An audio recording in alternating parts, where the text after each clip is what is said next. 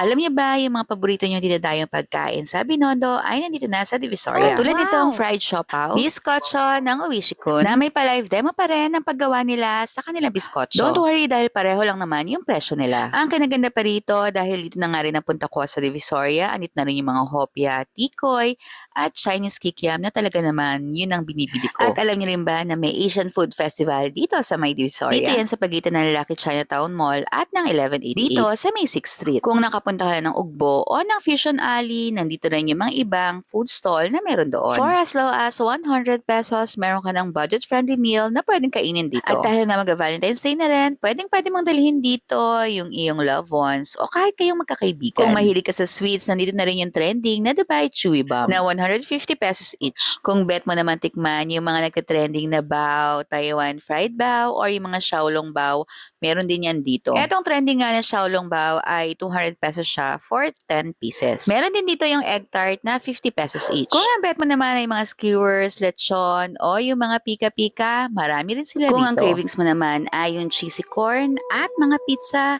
marami silang choices dito. So ano pang inaantay nyo? Tara mag-food trip na tayo sa Divisoria.